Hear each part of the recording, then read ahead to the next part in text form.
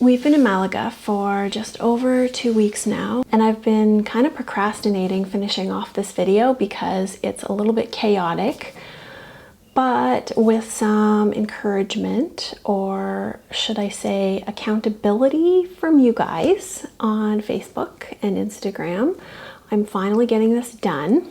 So I wanted to pop on here and warn you to buckle up your seatbelt because it's gonna be a wild ride. I do have a few updates on things that have happened since we've been here, about 2 weeks, but I'm gonna tell you all about that at the end, so definitely make sure to stick around until then.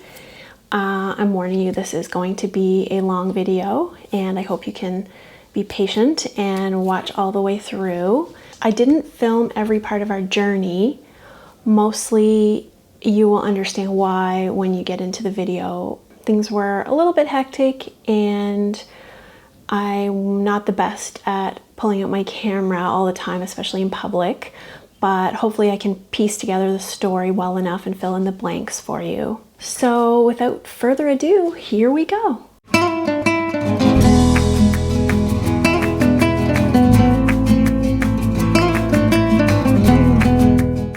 Hi friends!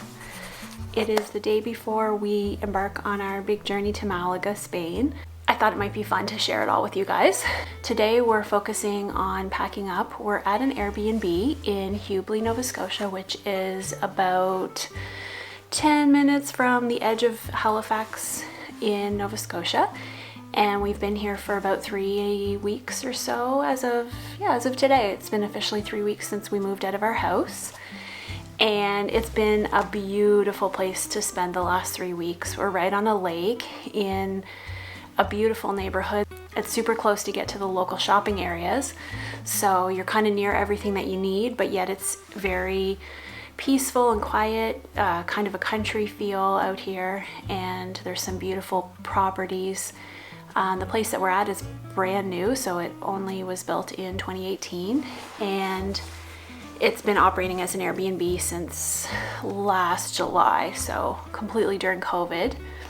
The hosts here are wonderful, and yeah, we've had a really great time, so it's been a perfect place to spend the last 3 weeks while we have been waiting for our trip to Malaga. We packed up and left our house on May 26th, which was, like I said, exactly 3 weeks ago.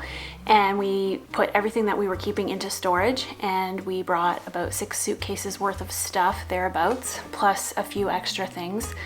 And we've just been living here since then, and luckily things with COVID have started to open up a little bit here in Nova Scotia, so we were able to visit with our families one last time before we leave, which was wonderful. And yeah, so today we're just busy getting packed up, trying to figure out how we're going to Tetris everything into our suitcases, because we're only taking 6 suitcases, plus each of us will have 2 carry-on bags. So it's kind of crazy to pack your entire life into that limited amount of space, but we're figuring it out. And tomorrow our flight leaves Halifax at 3:30 or so, thereabouts. Earlier today we went to a place to get a COVID PCR test, which is required for us to enter Spain. The testing here takes at least 24 hours up to 72 hours to get results. Yesterday we actually went for the test and then got a call about 20 minutes later that they had made a mistake on our test and that we had to come back. So we did go back and ended up getting a second test the same day. So that means that we have now had 4 COVID tests this week. So if anyone is COVID free, guaranteed, it's us. So that's, I guess, comforting. I don't know. COVID tests, if you haven't had one, they're very not pleasant. That is the testing aspect. So we'll have the results from today, hopefully tomorrow night or Friday morning, but we will already be en route when we get the test results by email. So we had to have a couple of tests prior because we needed to be sure that we had a test that would allow us onto the plane in Halifax and then onto the plane in Toronto, and then to get on the plane in London, and then to arrive in Malaga we had to have a valid test for there as well. So much to figure out, But we already have results from our Monday test, and we're expecting the results from our tests yesterday this evening, or by the morning for sure tomorrow. So we'll have 2 negative results before we board the plane in Halifax. So that will get us, if we need to, it will get us all the way through to Malaga. And worst case scenario, we have the results from today's test by like Friday morning, and we'll have them when we arrive in Malaga to show. So it's complicated. There's a lot to navigate, but we're working through it. Feeling pretty good. We're very fortunate. We're flying business class, first class the whole way. With COVID, of course, it's never fun to be jammed on a plane, and we haven't flown at all since, I don't think we flew at all in 2020, so it would have been late 2019 was the last time. And actually it might have been our flight to Malaga the last time that actually was when we flew. So it's been a long time, and it's gonna be weird even just to go to the airport, let alone to get on a plane. It's been over 2 weeks since we both got our shots. It was over 2 weeks. So that means that we've got some immunity, which is really fortunate. We really have no idea how we're gonna go about getting the second shot when we get to Spain. But we'll figure that out. If we absolutely have to, we may have to come back to Nova Scotia sometime and get our shot here, but we'll figure that out when the time comes. I don't think they've even reached our age group yet in Spain, so it's not an option as soon as we get there regardless. And when the time comes, we'll figure something out. But at least in the meantime, I have Moderna and Trevor has Pfizer. So we have the one mRNA vaccine, which gives us supposedly about 70% protection, so it's definitely better than nothing. We got some N95 masks to wear on the plane, so that'll help as well. They're just a little bit more protection than the surgical masks or the fabric masks that we typically wear here. We're about a good solid 24 hours of traveling, and we're gonna be completely exhausted when we get there, but at least we do have the lay flat seats on the Air Canada flight overseas. So we should be able to get some sleep, fingers crossed about that. And we arrive in Malaga on Friday evening at about 7:30, and there's a company that's going to be picking us up at the airport, and they've arranged our accommodations in Malaga for 2 months, and they will help us transport our suitcases and get us settled in our apartment, and they'll help us look for a permanent apartment when we're ready. So we are not on our own.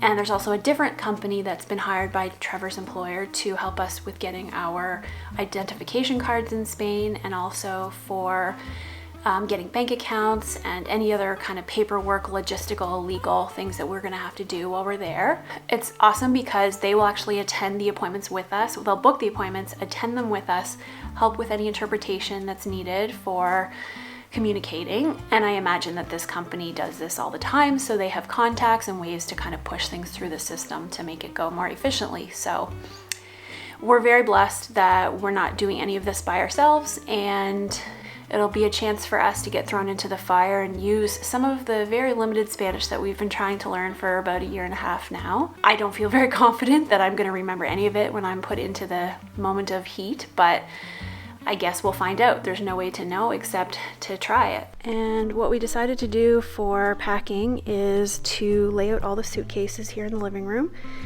and then just start putting things into them. And what we're going to do is try to distribute heavy or breakable things in with clothes so that everything's protected and spread around a little bit. Yeah, so we're completely spoiled staying here for 3 weeks, and it's been a nice transition to get used to living in a smaller space, because at home we had not significantly more space, but it was laid out very differently, and we had more room in the house. So getting used to being in a smaller space together, and it hasn't been a problem at all. So I think it's a good transition into living in an apartment in Malaga.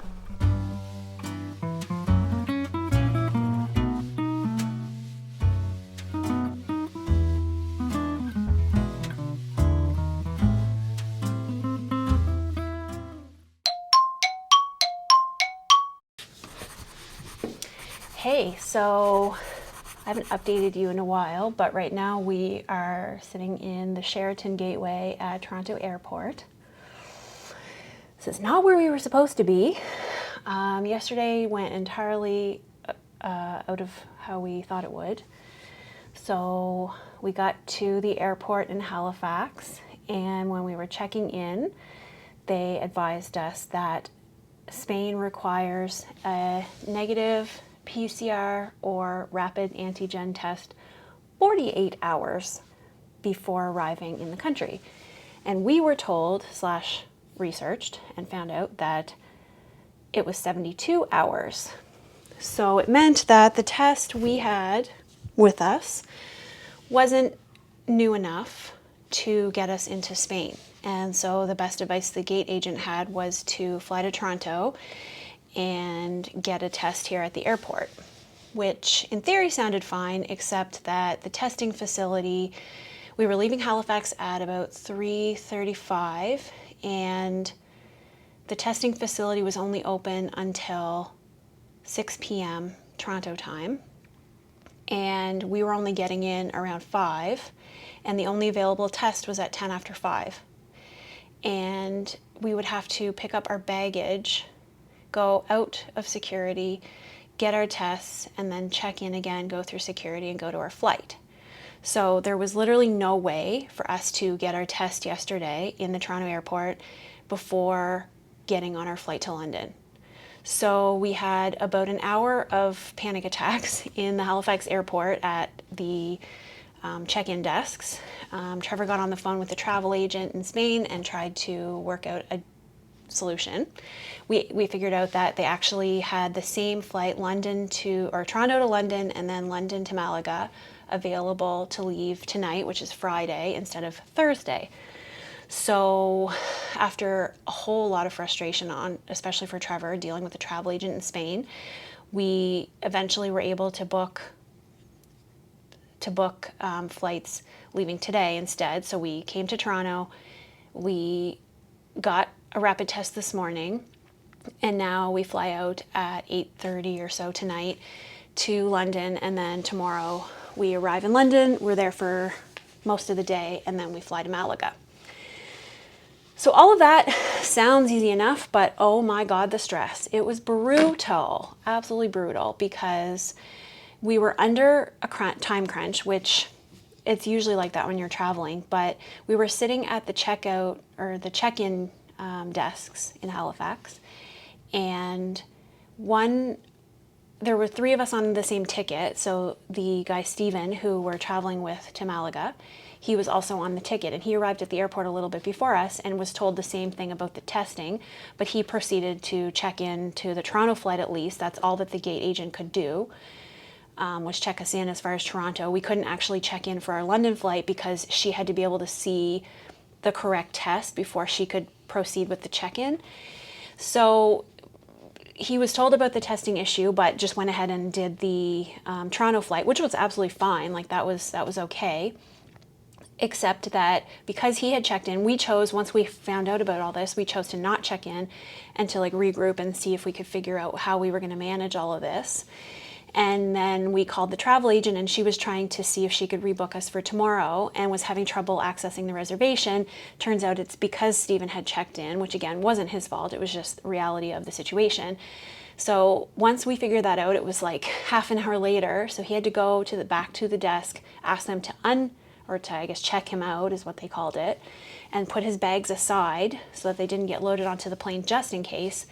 And then go back to the travel agent, see if she could book something. She managed to book us for the flights today, but had to downgrade us to regular economy seats, which I guess isn't the end of the world, but we were very excited to be flying overseas using business class because we get the lay flat seats and the extra room and all the perks of being in business class, as well as the ability to be in the business class lounge at the airport, which, especially with the new itinerary, was helpful because today we're here all day until our flight leaves at 8 o'clock, and it was just really nice to know that we would have been able to go in the lounge and relax and spend the day there. So this morning, Trevor was in touch with some people at his job, and they managed to work it out so that we did upgrade our flights again to business class. I don't know why the travel agent couldn't do that in the first place, but anyway, we do now have business class flights over from Toronto to London. So it's about 10 to 1. We asked for a late checkout at the hotel, so we're here until 2 o'clock, and then we're going to go over to the airport, check in for our flight early, and then we're going to go to the Maple Leaf Lounge and just spend the rest of the day there until our flight leaves. And the other issue is that our flight from London to Malaga isn't in business class, which is okay. It's a shorter flight. It's about 2.5 or 3 hours.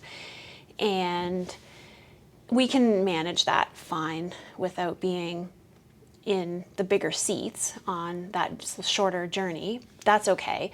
But we were excited because in London we have a long layover, and we thought we could be in the British Airways lounge, which is only for business class passengers, and they don't allow an option to upgrade or pay to be in their lounge. And supposedly it is a beautiful place, and it would be a really good way to spend the day in the airport, killing time. So we still have to go to the airport when we check in and see if there's anything the gate agent can do to try and upgrade us, because it looks like, from what we can see, that it's an option. There's still availability in business class. For some reason, it just won't let us do the upgrade. It keeps telling us we have to contact our travel agent. But some people in Trevor's office have already checked into it, and they've exhausted every option and could not figure out any way for us to change our flights. So they even tried completely canceling our flight and rebooking it under business class, and for some reason that can't be done because there's not enough time before our flight. It's past the time frame where the flight could be canceled. So we're just up against a million obstacles here, and the difficulty also is that the people in the office and the travel agency are both in Europe or in the UK, so the distance is, or the time zones are a problem, because yesterday when we were at the airport checking in and finding out that there was a problem, they were already finished their business day in Europe, so the people he had access to in the office wouldn't have been available. The travel agency did have a 24-hour person who was available to take the call, but of course with translations and, you know, working between a Spanish speaking person and an English person, there was a little bit of issue with the communication, trying to, even just to convey what we were trying to achieve. So anyway, we got there in the end. We've been in Toronto, and thankfully we made it this far. It was a very stressful moment because we were so confused why we couldn't go in the first place. So we did a lot of testing this week, and still none of those results were correct because they didn't fit within the 48 hours. And the other thing that changed was that they now allow a rapid test, which previously they did not. We had to have a PCR test, which is usually a much slower process, and in Nova Scotia there was nobody who would guarantee that we would get the results quick enough to fit within that 48-hour window before we traveled. So because we thought we needed a PCR test, we went that direction, and turns out we could have gone for a rapid test the morning of our first flight and avoided all of this, and we'd already be on our way to Malaga right now. Actually, we would be on the flight to Malaga right now. So it's very frustrating that the rules changed, and even within the systems, it wasn't properly communicated that things had changed, because Air Canada at the check-in desk was the one to advise us that it went from 72 hours to 48 hours. But then when we were checking in for our flight on the Air Canada website or on the app, it actually still says 72 hours. So all the rules are not clear, and the fact that now they accept a rapid test instead of a PCR test, like, the rapid tests are also far less invasive, so if we could have had that done in the first place, that would have been awesome, because we wouldn't have had to go through having our noses stabbed 5 times this week. Traveling in COVID is not fun. The other thing is, of course, we're being extra diligent wearing N95 masks on the plane, which is, it's nice to have the extra comfort of being well protected, and we do have our first dose of our vaccine, so that's also comforting. But sitting on the plane with an N95 mask on is not comfortable. It is sweaty under that thing, and I'm like getting breakouts from maskne, and my face feels like really chapped, just dry from having a mask on all the time. And I know I should not complain. We're very privileged. that we're even doing this, and I know there's a lot of people in healthcare that have to wear these things 24/7, so I realize like my complaints are minor, very, very minor. But it's still not comfortable, and I'm telling you, if you do not have to travel right now, just don't. It's not worth it. Like, this is so frustrating dealing with all this bureaucracy. We have had to fill in forms to enter every country. So there's a form for London, there's a form for Spain. Both times we filled those in yesterday, and then realized when our flights were changing, we'd have to redo them, and you have to provide your seat number. So then once we upgrade to business class, that changes again.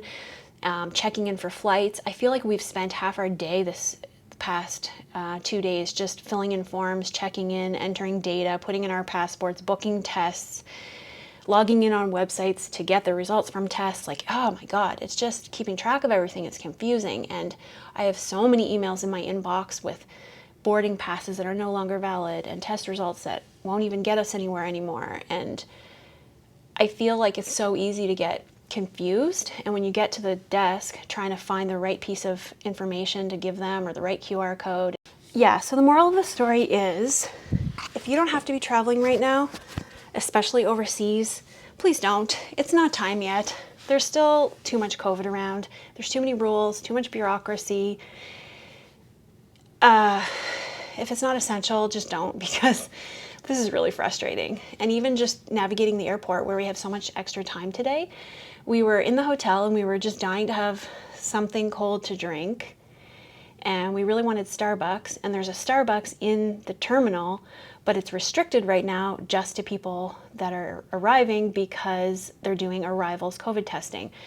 So we couldn't even get to the Starbucks that's like across the hallway in the terminal. And we ended up using Uber Eats to order some Starbucks because we were just craving it and trying to kill some time. We thought that we would almost be in Malaga by now, and we're just sitting in Toronto. And I think there's a lot of travelers in this day and age who are in a similar situation, getting stuck in these weird time loops and delays and cancellations, and it's a strange time.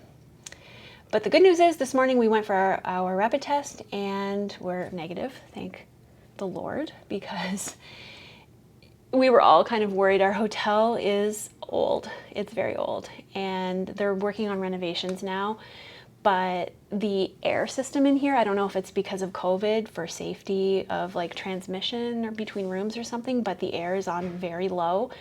And I think Trevor just checked and it's like 23 degrees in this room. There's hardly any airflow and it's really warm. And last night we did not sleep well. The bed was comfortable, but it was too warm and the windows don't open, so we couldn't even crack the window to get some air. And I woke up at like 20 after 1, and I was just laying there thinking, please be morning, please be morning, please be morning, please be morning. Because even though I was exhausted, I just wanted the night to be over because I was so uncomfortable. And I looked at the clock and it was 1:20, so I'd only been asleep for like 2 hours and a bit. But I managed to fall back asleep and get a little bit more rest, so I don't feel too bad right now. I just had a big matcha latte, so the caffeine has kicked in and I feel much better. So yeah, it's warm in here and it's hard to get comfortable. It's a rainy day here in Toronto, so going outside to get fresh air isn't really an option either because it's really muggy and not really nice outside. Yeah, so I guess I'll talk to you soon when I have more, and keep your fingers crossed that everything goes as planned for the next 2 flights that we're on, and we'll be in Malaga by, I guess it works out to be 7:30 or so in Malaga time, and in Halifax time, like our home time zone, it'll be like 2:30 in the afternoon. So yeah, we'll get there soon enough. I just wish we could teleport.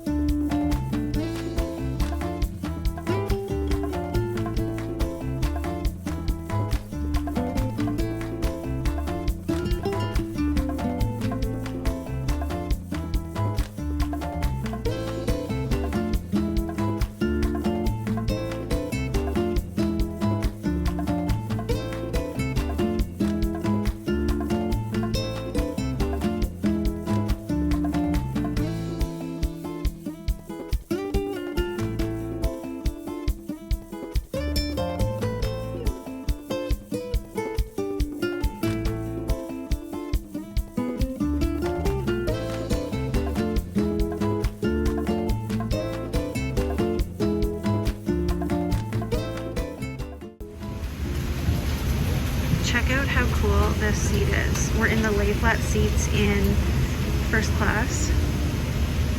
We have a pillow and a blanket, and right there is my sweater. So I have all this leg room down here, which is epic. In here is where there's a controller. I'm not sure what it does yet, but I'm gonna figure that out eventually.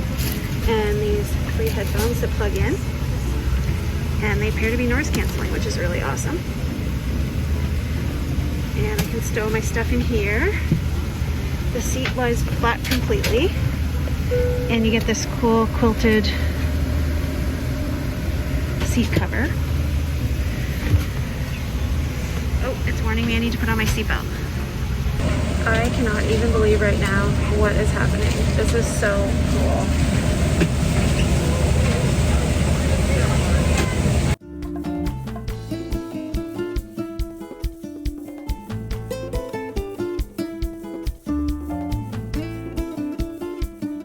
If you see me looking down, it's because I'm looking at my notes because I have a lot to tell you. We arrived in London around 8 a.m. local time, and we were super tired. The pods on the first class flight were awesome, and they definitely made the flight extra special for us because it was our first experience flying that way. We definitely were not rested when we arrived. Just between like the excitement of the journey and the stress of everything that we had already encountered, and just the fact that you're kind of cooped up, and we had to wear our N95 masks the entire time, so trying to sleep with a mask on was not very comfortable. But we did get a little bit of rest. I think I probably slept like 2 or 3 hours, which is maybe, I want to say more than in a normal seat, based on other overseas flights that we've done. But anyway, it was still not a very restful night. So when we got to London, we were feeling pretty drug out, especially after not sleeping very well the night before at the hotel in Toronto. We weren't able to upgrade our 3rd leg from London to Malaga, unfortunately, to business class. So that meant that we weren't able to have access to the business class lounge at the Heathrow Airport for British Airways. We had about a 7-hour layover, so that was a huge bummer because it was going to be a really long day without being able to go in the lounge and get some comfort. We had to transfer to another terminal. I think we were moving from, maybe Terminal 2 to Terminal 5. And in that process, we had to take a train and then a bus, and we had to go through the British Airways checkpoint to enter Terminal 5.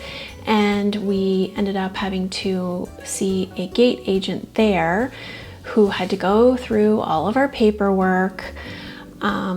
She had to check our visas, Trevor's work contract, our COVID tests, just all the stuff that the guy in Toronto had already checked with Air Canada. And I know she was only doing her job, but I actually give a lot of kudos to the gate agents for the airways right now, especially international travel, because they have to go through the procedures for every country in every possible flight connection for everyone that's passing through. And their system tells them what they need to look at, but they still have to verify everything. She ended up being on the phone a couple of times, checking certain things. And we were just so scared that something would pop up again and that they wouldn't let us through. But after a bunch of nail biting, we ended up being allowed to pass through. We had researched and found out that Heathrow has the Club Aspire Lounge, which was the only lounge that was open that day. There's another one, I can't remember what it's called, but that one I guess was closed because of COVID. So we were stuck with the Aspire Lounge, which sounded okay. We went there, it was on the other side of the terminal, so we made our way there, and we were told when we got there that they were only accepting cash, which, like, really, in an airport? So we, of course, didn't have any British pounds on us. Why would we? Because we were only there for the day. So she said, well, you can go to the ATM that's around the corner. So we went to the ATM, and of course, it was out of service. So we tried walking down to the next one. It was out of service. So Trevor tried going to the TravelX booth where they do the currency exchange, and they didn't have any way to give us British pounds. Apparently they only dispense foreign currency.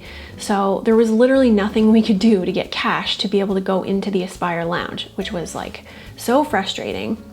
We were so tired and we just wanted to sit down and be comfortable. And also the lounge claimed to have showers, so we were kind of looking forward to having the chance to freshen up a little bit and kill some time and just feel less zombie-ish. So anyway, we ended up killing some time. We went to the Gordon Ramsay restaurant. I think it's called Plain Food, and we got to have an English breakfast, which I was really excited about. That killed some time, and eventually the ATM started working. While we were hanging around waiting for that, Stephen was feeling really crappy. I think it was just a combination of being tired and being really stressed out. He was feeling nauseous. So of course he's sitting there trying really hard to look composed because, you know, it's never fun to be sick when you're flying, but especially in COVID times, you don't want to look sick in an airport. And he was just so scared that he would throw up or something, and then they would have to cart him off in a hazmat suit thinking that he was infectious. But, you know, we had just had a COVID test the day before. The chances were pretty low and we all kind of felt really drug out. So we knew that it was probably just a combination of things and that he would be fine. He ate some tea and toast and then he felt a little bit better. So thankfully that passed, and he didn't end up having a fever or anything, which meant that that wasn't an issue when we boarded the plane. So we eventually got some cash. We went to the Aspire Lounge. They took our money. It was £20 per person, which at the time we were like, oh yeah, this is worth it because it'll be comfortable, somewhere that we can sit. Maybe we can freshen up, get some food. It'll kill some time. It'll be comfortable. No. Totally not the case. Do not bother going to Aspire Lounge. We got in there and it was already almost full, so there were hardly any seats available. And the ones they did have were the ones at the workstations where you could sit on a bar stool and maybe use your computer or something. So this was not the comfort we were looking for.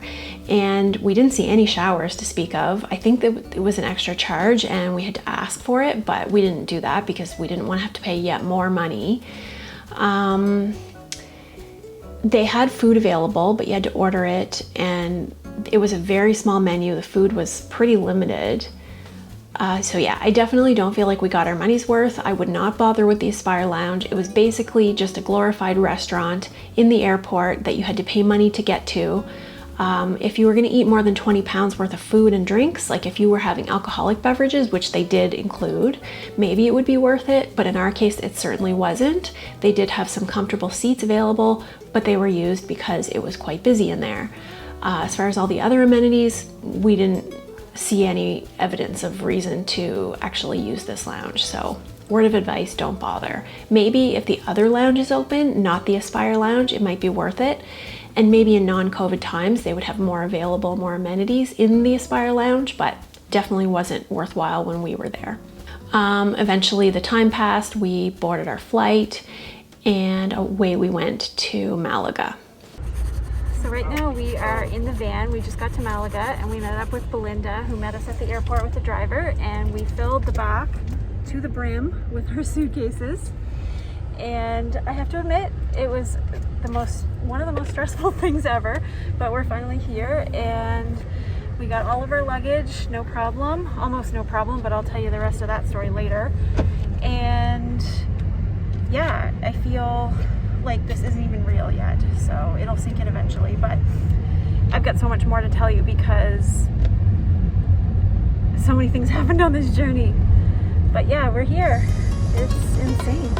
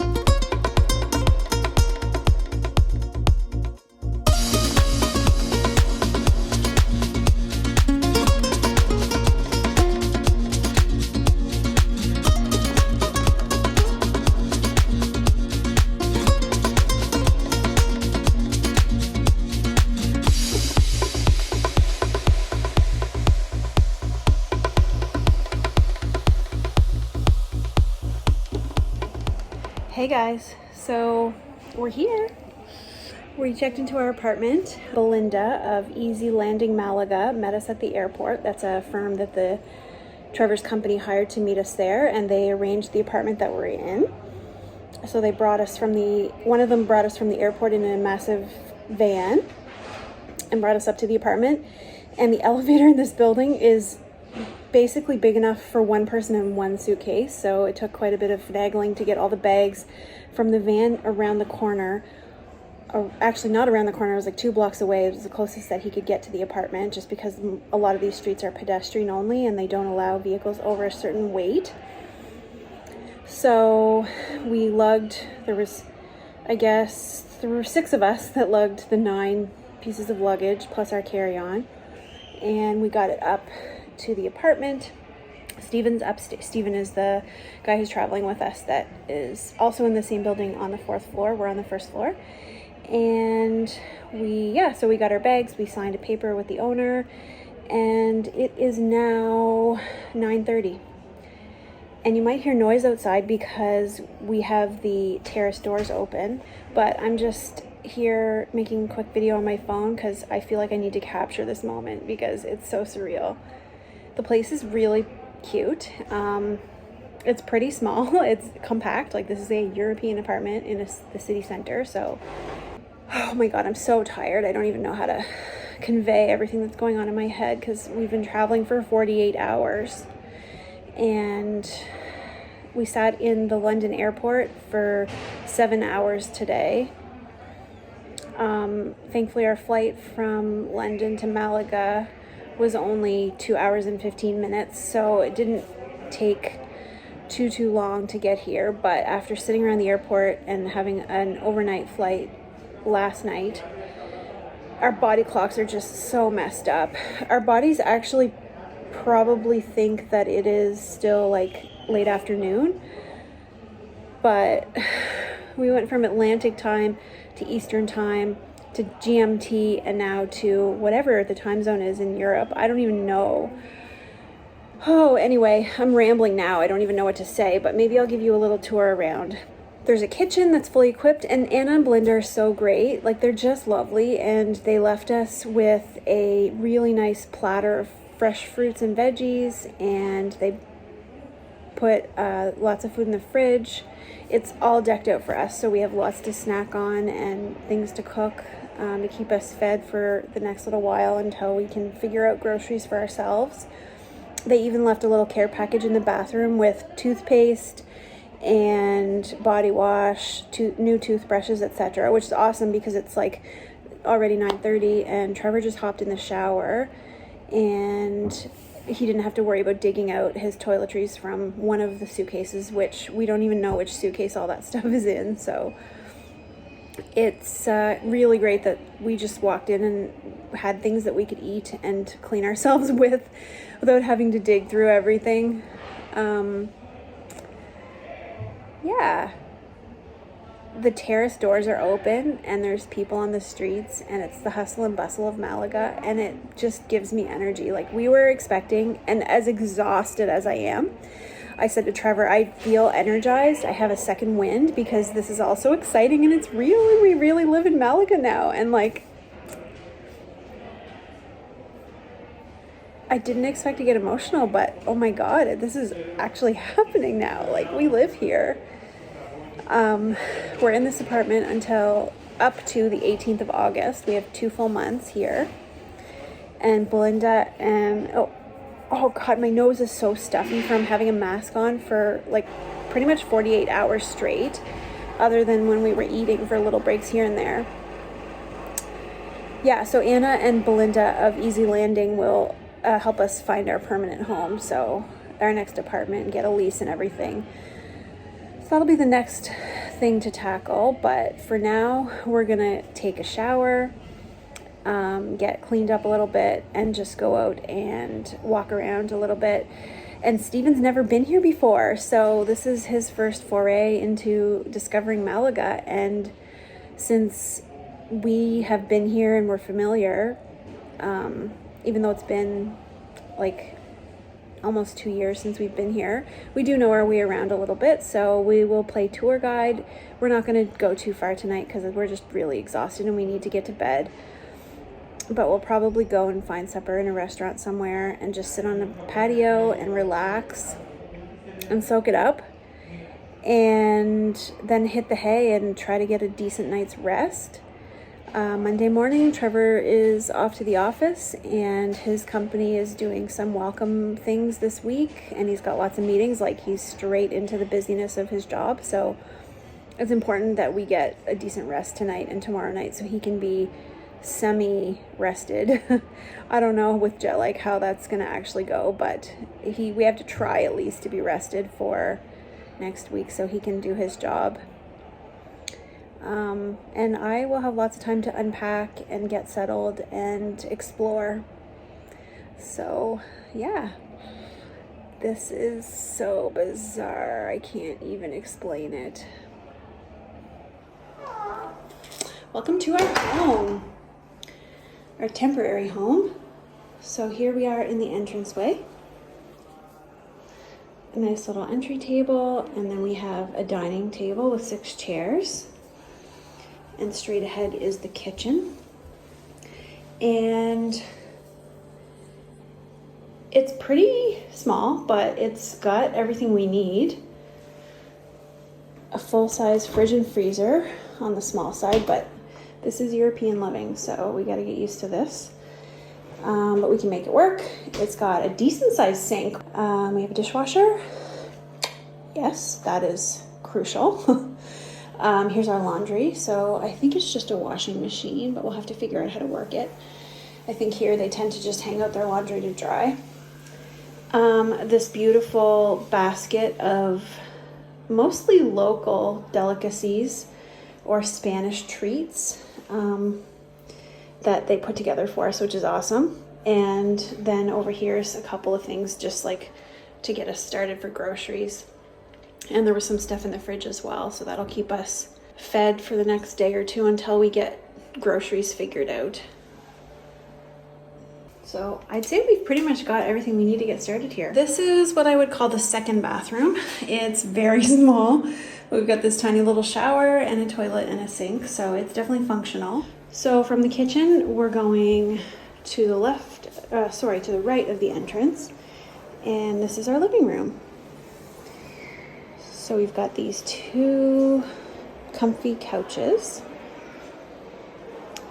coffee tables, a nice chair. We've got a TV here. And my favorite part is the Juliet balcony. And these doors obviously open and close, and they have privacy shutters. And here's our balcony and the street below.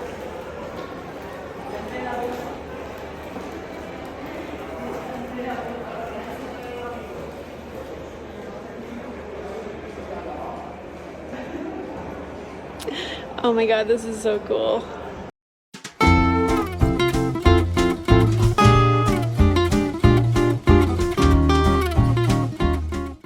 So when we arrived in Malaga, we lined up for border control, and we were fully expecting that we would have to provide all the documentation that we had in London, contracts, NIE documents, our visa, COVID tests, like anything that we would need to prove that we were allowed to be there.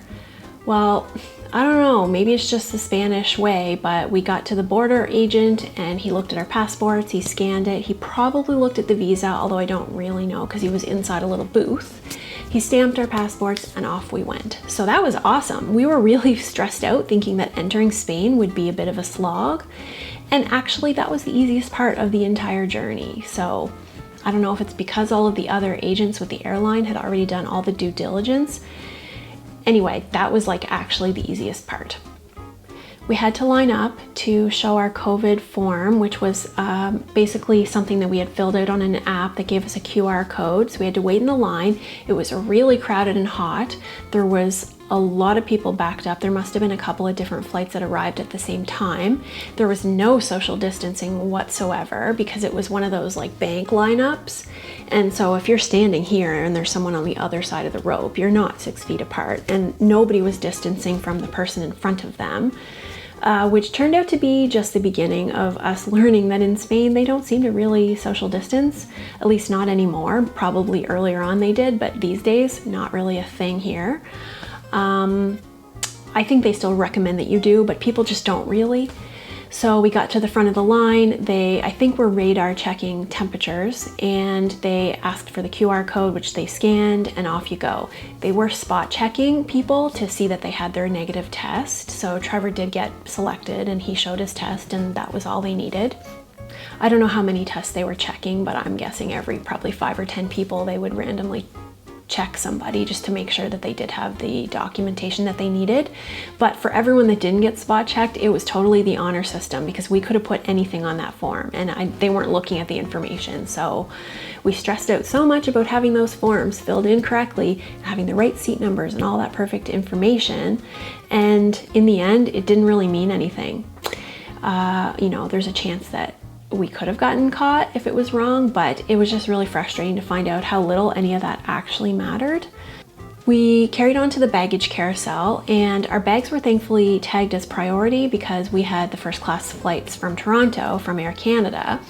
So they were the first ones off the belt, and they were sitting there waiting when we arrived. And because the QR lineup was so long, it had been a while, I think, since the bags came out, which is great. We didn't have to wait for them, but I guess it was backed up enough and they weren't loaded correctly on the belt. So it was starting to pile up at the entrance. You know how the belt, it goes kind of in a loop around and it goes through the back room. Well, when the bags got to the door that goes back into the back room, they got jammed up and they were falling onto the floor. So half of our bags were on the floor when we got there. And one of Steven's bags actually fell in behind the carousel in that like opening around where the belt goes. So he was standing there trying to figure out what the heck he was going to do to get his bag, because it wasn't within his reach. It was on the other side of the belt. So he tried to flag down somebody with security who turned out to be a police officer. And the guy was, you know, he was trying to be helpful, but he didn't really know what to do. And he was trying to flag down a baggage handler to help, and they weren't getting anywhere with it. And after 5 or 10 minutes of us just standing around trying to figure out, like, what are we supposed to do now? The baggage belt actually stopped. So Trevor noticed right away, and he just hopped over the belt and grabbed the suitcase. So thankfully we got it back, but it was a little bit of a mess, kerfuffle there. We loaded up all our bags, and we thought maybe they would stop us on the way out because the international baggage comes into an enclosed room, and then there's like a security check when you leave. And we thought because we had like 9 suitcases, 5 carry-on bags, that they would flag us as needing to like check anything. Nope, nobody cared. I think we might have been the last flights of the night. They were just ready to go home for the night. So nobody really paid much attention to us. We loaded our carts and off we went. And on the other side, we met Belinda with the van, and you know the rest of how that goes. So overall, getting here wasn't that difficult on the Spanish side of things. And if all the other crap hadn't happened, it actually probably would have been quite an easy journey. So I mentioned at the beginning that I had some other updates to tell you about from the 2 weeks that we've been here. And unfortunately, after about a week of being here, we were notified by a coworker of Trevor's that he had just tested positive for COVID. And that meant that we would have to isolate. So starting on Sunday, so like a little over a week ago from the day I'm filming this, which is Monday the 5th of July, we went into isolation, and we were starting to feel a few little like minor symptoms. So we ended up getting a test ourselves, a PCR test, and unfortunately we tested positive. So since that Sunday, the 27th of June, we've been in isolation here in our apartment. Our symptoms were pretty minor. So I had a little bit of a scratchy throat, nothing major. I had a headache and a bit of sinus pain, and we had runny noses for a couple of days, and we felt kind of tired. Trevor felt worse in his sinuses than I did. but he tends to get a lot of issues with his sinuses anyway, and we're also adjusting to being in the air conditioning all the time, so we kind of chalked some of it up just to being cooped up indoors. Trevor took one day off of work just because he was really tired that day, but overall we've had pretty minor symptoms, and today, which is sick, like we're on the 8th day of isolation, we feel fine. Like I don't really feel like I have any symptoms anymore. I still feel like might be a little nasally, but I feel okay. I don't have any more sinus pain or headaches, no runny nose, nothing. So we are pretty much 100% back to normal, thankfully. And that means that when our isolation is over, we should be okay to leave the apartment and not have to isolate further. We are having a test on Thursday, I believe. Someone's coming back to test us again. I'm really hoping that that test comes back negative. So hopefully Friday's the day we'll be able to get out of here. It's been a really crappy way to start our journey here, unfortunately, but we are very lucky that we both had 1 dose of our vaccine, which meant that we didn't have very severe symptoms. And we didn't have to seek medical attention, which was also a blessing because I can't imagine trying to navigate that. We're getting by okay on our limited Spanish, and thankfully we are able to order restaurant food and groceries and any other things that we need from a couple of delivery apps here, and it can all be delivered, if not like later that day, often within an hour or two. So, and like Uber Eats and all of that is a thing here. So we've been fine for supplies. We have Belinda and Ana of Landing Malaga that have been checking in on us, and they've been helping us out with anything that we need.